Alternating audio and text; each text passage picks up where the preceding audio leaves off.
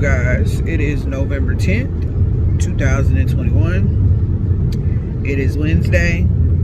It is Dr. Flo Day. We are a tad bit behind because we got to drop that little minion right there off at school. And then head over to base to go to the doctor. I'm hoping that it's not an issue finding us a parking space, because I don't know why. Well, I do know why. I just have a feeling that because of today's significance, it's going to be busy and packed on base today. What is today? What's today, sweetheart? It's a great question. 246th birthday. So 246 years ago, on November 10th, they established and put into force and in effect the greatest branch in the military, in my opinion, the United States Marine Corps. Hoorah. My husband is a Marine. My father-in-law is a Marine. My father is a Marine. My brother-in-law is a Marine. My uncle is a Marine. Who else? My son, the one that we're going to check on today, his godfather is a Marine.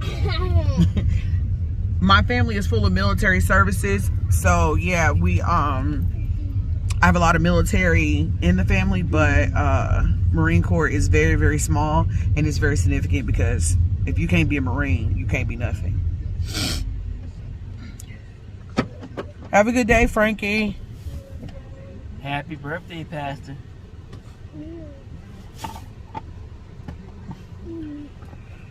Happy birthday. Thank you.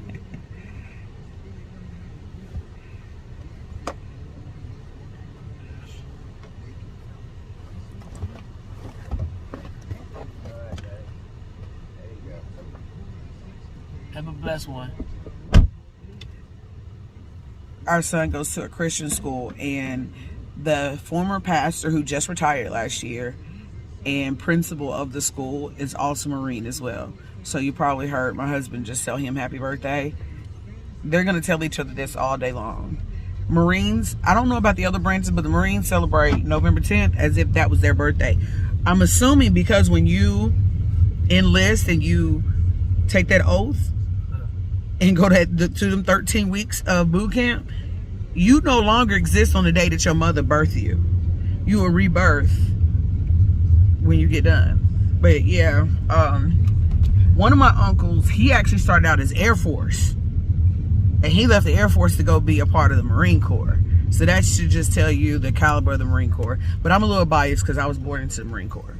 I literally left my daddy's DARES and IDs to go jump on my husband's. But we are headed to go have 2 appointments today.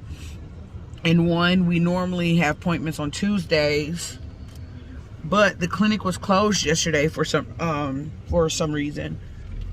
I think my doctor was teaching residents yesterday. I believe that's what the reason was. Either way, he wasn't in the office, so I go see my high-risk doctor at 9 o'clock. It is 8:27.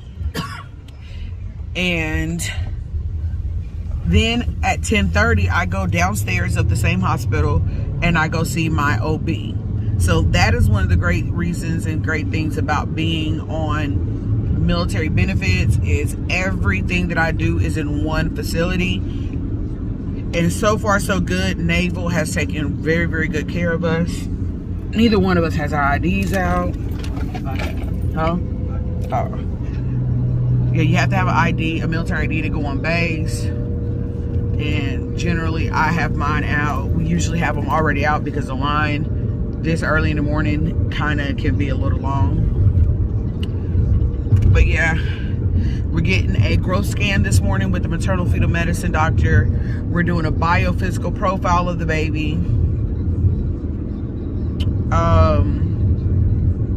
And I think that's it, because normally I would have my non-stress test yesterday, and then they would do a fluid check and a Doppler check on the baby's heart and umbilical cord. But because I'm not doing that actual appointment, they're not going to set me up on those machines. They can actually do that through the ultrasound. So that's what they did for me last Friday, and they were able to do it based on how many times the baby moved, how many times the baby breathed, practice breathing, the Dopplers. You get a possible 8 points in baby boy. If y'all remember correctly, I told you he got all 8 points. So last week he was doing happy and going good. He hasn't been his really active self this morning. So hopefully he'll do the movements they want him to do, and I can happily go home today and not be admitted into the hospital. That's my anxiety levels whenever I go to these appointments. I'm always anxious to determine whether or not I'm going home. But I will check back in with you when I get off, because we're about to go through the post and I can't have this on. Hey you guys, I'm sorry I'm coming back late. It's been a very, very, very eventful day. So I'm in my pajamas. I've been trying to make things transpire and take place just based on today's events. So I told you guys I was going to come back after the doctor's appointment, but that doctor's appointment took a little bit longer. I did say I had 2 appointments in one, but technically I just had one extremely long appointment. So we had a growth scan today. I am 34 weeks and 6 days. So I will turn 35 weeks tomorrow. And I had a maternal fetal medicine high-risk doctor appointment this morning at 9, and I was going to have a OB appointment at 10:30. Well, I got in and I did my growth scan, and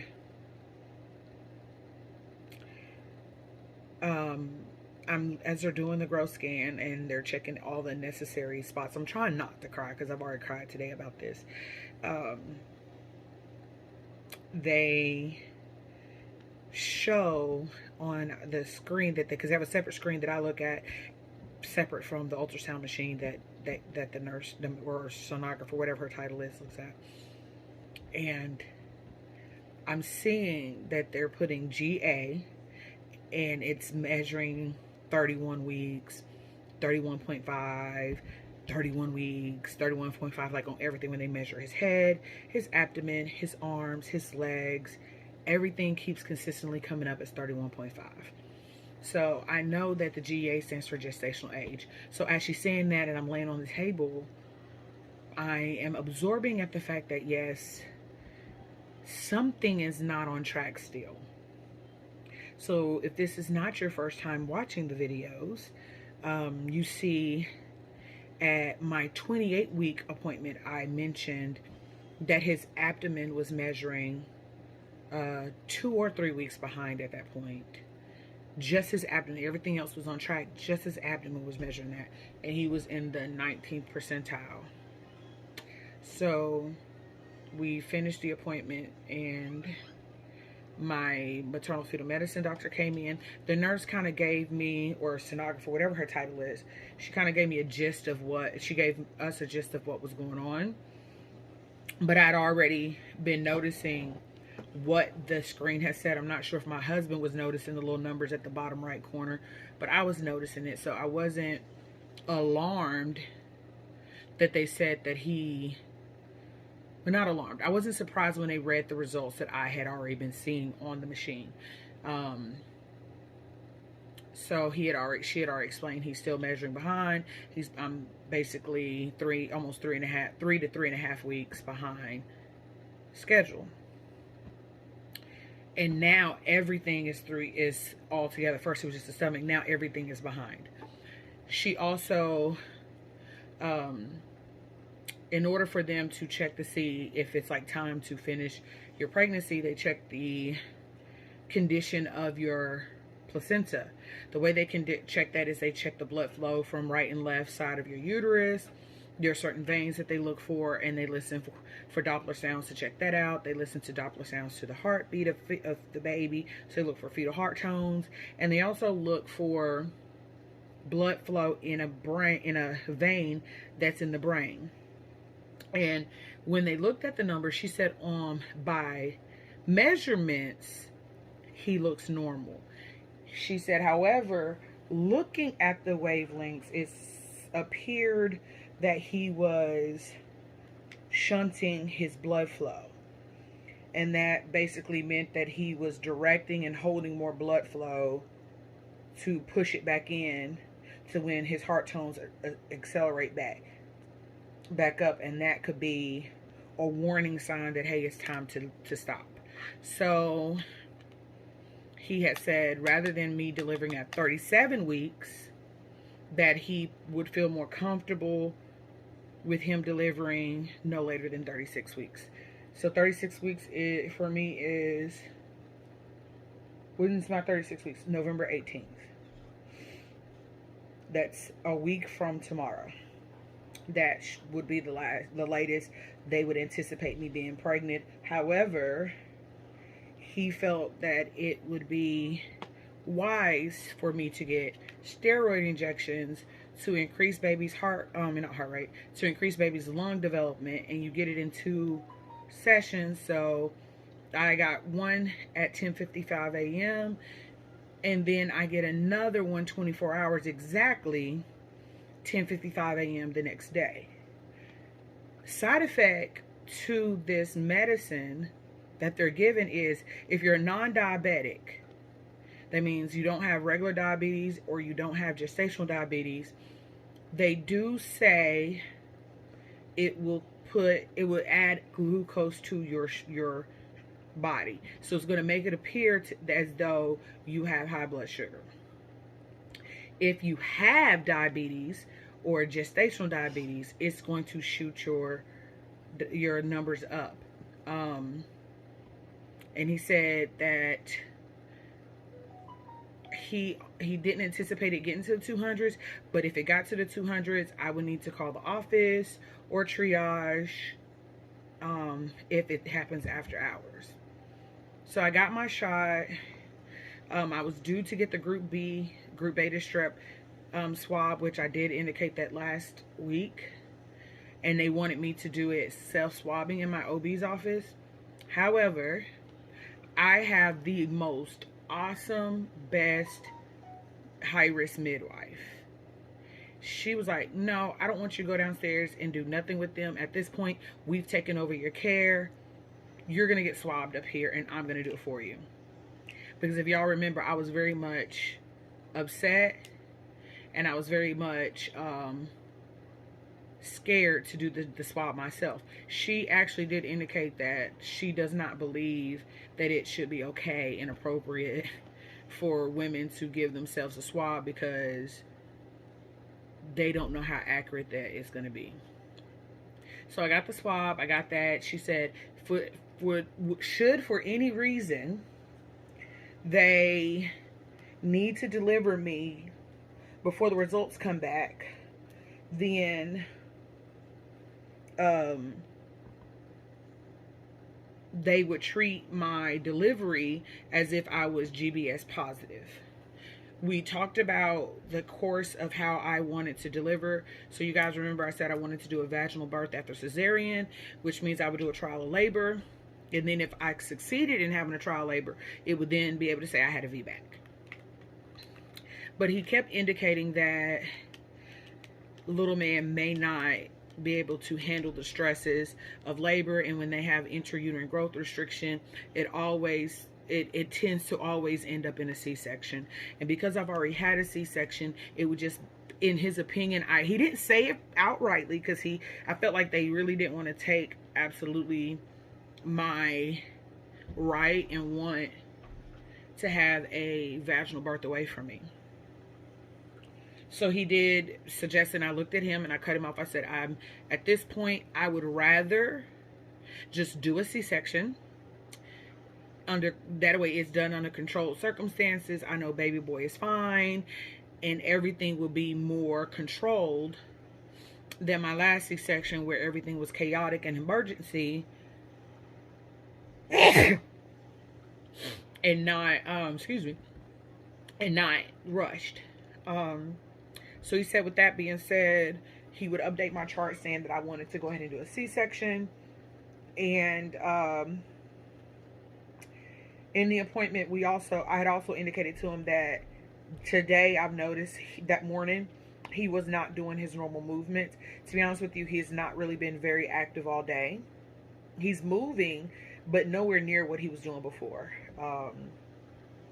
They also check your fluid levels when you go in for a growth scan, and my fluid levels had decreased. However, they were still within normal range, but they're at the low normal range. So I am scheduled to go into labor and delivery tomorrow and get my second steroid shot, so that I have my 2 shots. The steroid shots is going to help mature his lungs, and should anything happen, I will be okay to deliver as early as Friday. I'll be okay to deliver as early as midday Friday, because they want you to deliver for a complete 48 hours from when you have the C-section. And my 48 hours is not until 10:55. It's a military base. It is a holiday weekend. As I said before, today is, at the beginning of the video, today is Marine Corps birthday. Tomorrow's Veterans Day, which is a federal holiday. And because it's not falling on a Friday, I'm assuming that's why they have Thursday and Friday off. And they have a 96. And apparently some of the Marines who are active duty in this town have been on a 96 since 11 o'clock this morning. Some usually go, I think, at 12. My husband can tell me if that's correct, but some usually go at 12. My neighbor was a Marine, and he said that they would always keep his unit in until 12 noon, and that's when they release. So there's a lot of people out and about today. It's really going to be a lot of people out and about tomorrow because it is Veterans Day. But yeah, so with it being a veteran holiday, they're going to be running with a federal holiday. They're going to be running with a skeleton crew. So try to make some plans and tentative backup plans for what we're going to do with the kiddos. Ate lunch. My sugar levels were fine this morning. They were 110 when I woke up this morning, which was high for a fasting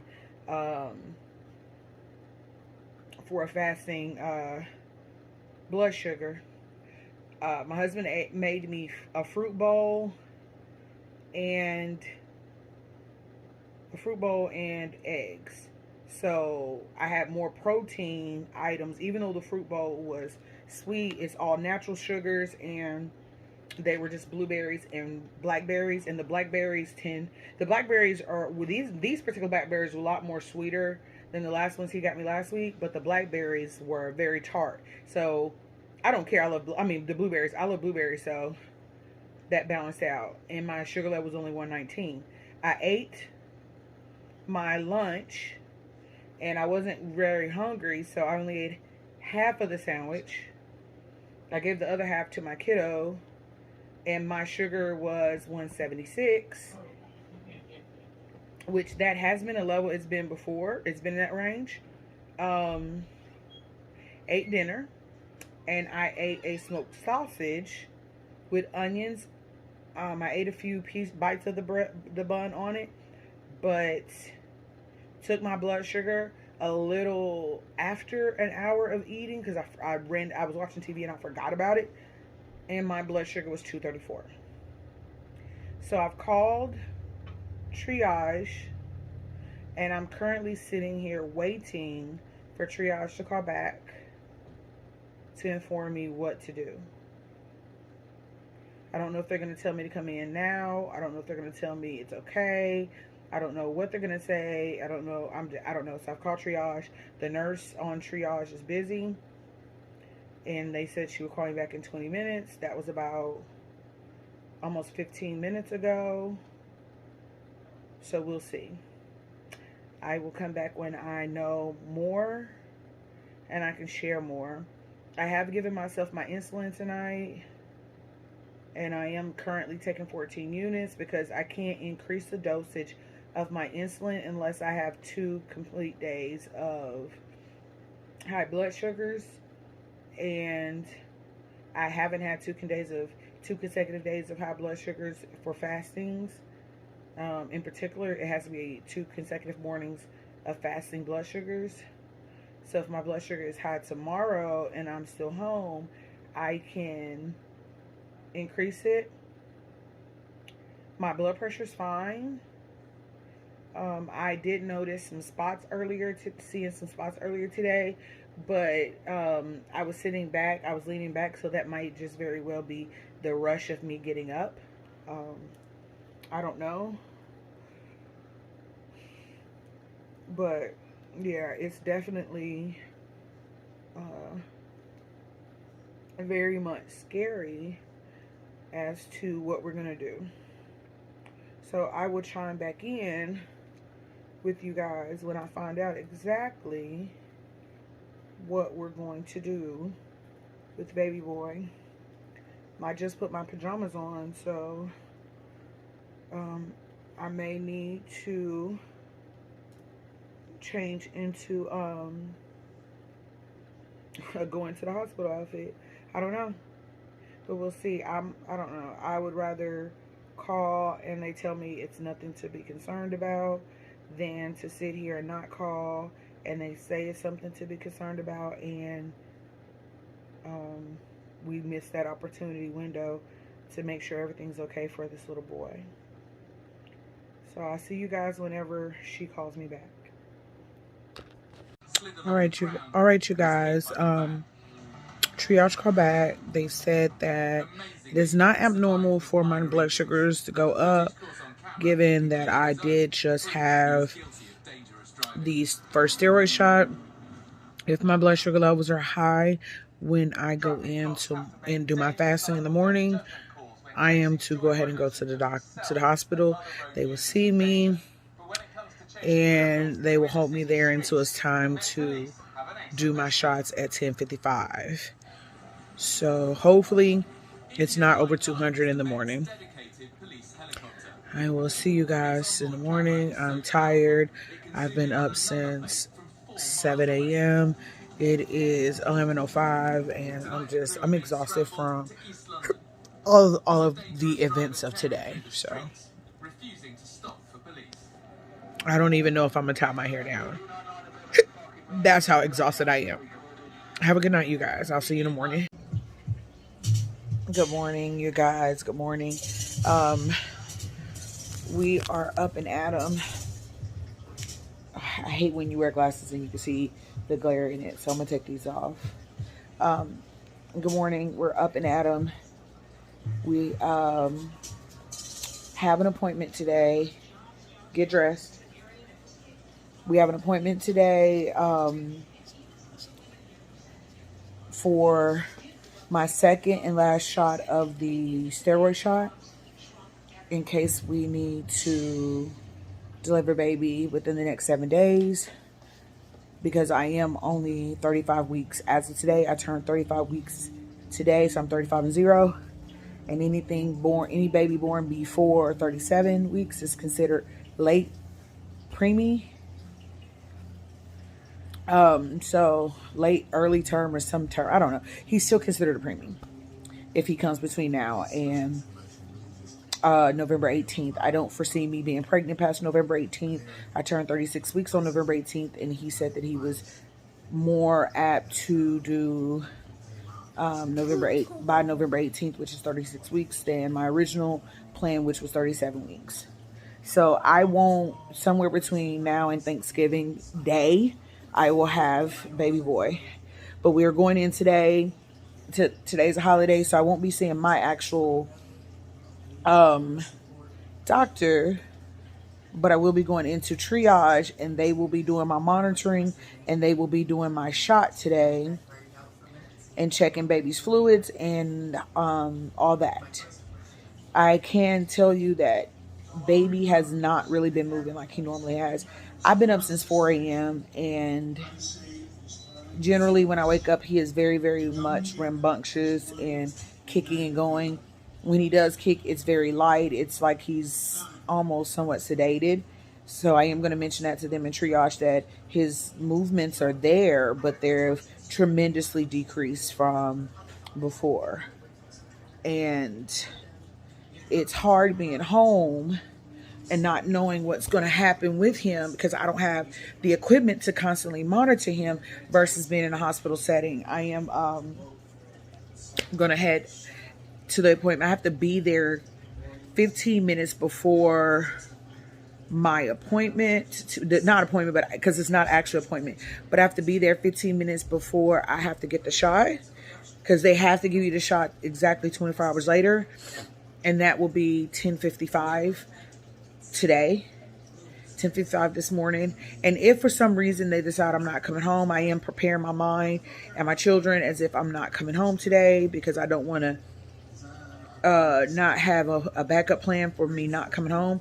But if they choose to keep me to monitor me, or for whatever reason, they can't or they choose to deliver baby, they won't deliver him until after 10:55 Friday morning, because they want him to have that full 48 hours of the shot. So my 14-year-old is up and getting himself together. My 6-year-old is up getting himself together. One of my friends is coming by at 10 so that she can get them for me. I'd rather my 14-year-old, I mean, could easily babysit themselves, the both of them, but I feel more comfortable having them go over to her house. She has children their age. The kids are out of school today for the Veterans Day holiday. So I feel a little more at ease if they're at her house. Go get your shoes on, Daddy Butt. Where are your tennis shoes? Because they shouldn't be in my kitchen. So go put on some shoes on your feet.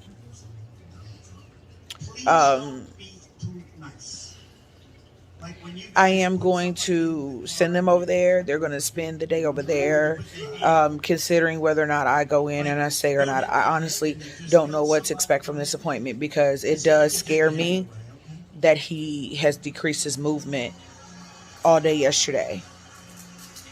And they didn't tell me that the steroid shots would have that effect on him. They just said the steroid shots would affect my sugar levels, and my sugar levels have been up. I went to bed last night, and as you guys can see, it was 2:34 when I went to bed last night. It was 1:57 when I got up this morning, but then it was 1:40 when I took it after an hour of eating breakfast. So it did go back down. I'm not sure if I'm going to have a spike in it after I get the second shot or not, but it wasn't anything that the provider on call felt that I needed to stay for. So I'm a little antsy and anxious because I don't do well with not knowing what we need to do. And I honestly feel like 35 weeks, we got to 35 weeks. We are close enough to where I feel like he's safer outside my body than inside. And I wish that they would just go ahead and listen to me and go ahead and do the C-section, get him on out, get him on the earth side so he can get the nourishments that my body just isn't giving him. So I will see you guys once I know something else.